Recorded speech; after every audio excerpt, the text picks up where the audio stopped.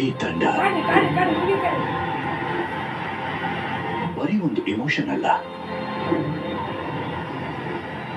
ಇದು ನಿಯತ್ತು, ಸ್ವಾಭಿಮಾನ, ಕಿಚ್ಚು.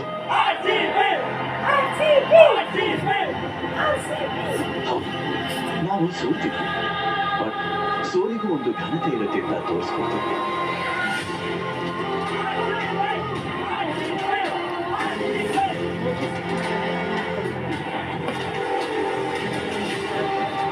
ನಾವು ಮನುಷ್ಯರೇ ಸ್ವಾಮಿ, ಅವಮಾನಗಳನ್ನ ಸಹಿಸಿಕೊಂಡ್ವಿ, ಮೌನವಾಗಿ ಕಣ್ಣೀರು ಹಾಕಿದ್ವಿ.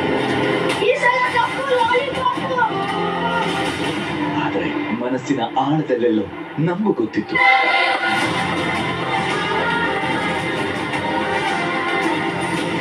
ನಮ್ಮ ದಿನಾನು ಬಂದೇ ಬರುತ್ತೆ.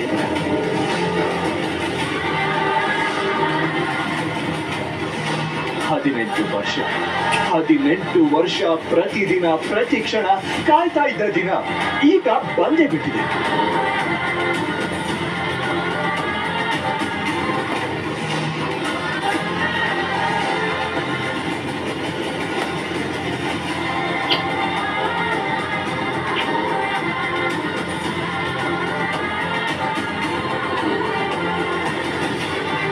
ಇದು ಬರೀ ಗೆಲುವಲ್ಲ, ಇದು ಬರೀ ಟ್ರೋಫಿನೂ ಅಲ್ಲ, ಇದು ಇತಿಹಾಸ, ಇದು ಚರಿತ್ರೆ, ಇದು ಕ್ರಾಂತಿ.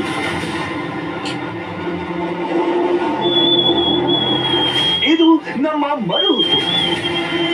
ಈಗ ಹೆಮ್ಮೆಯಿಂದ ಹೇಳಿ, ಈ ಸಲ ಕಪ್ ನಮ್ಮದು ಅಂತ.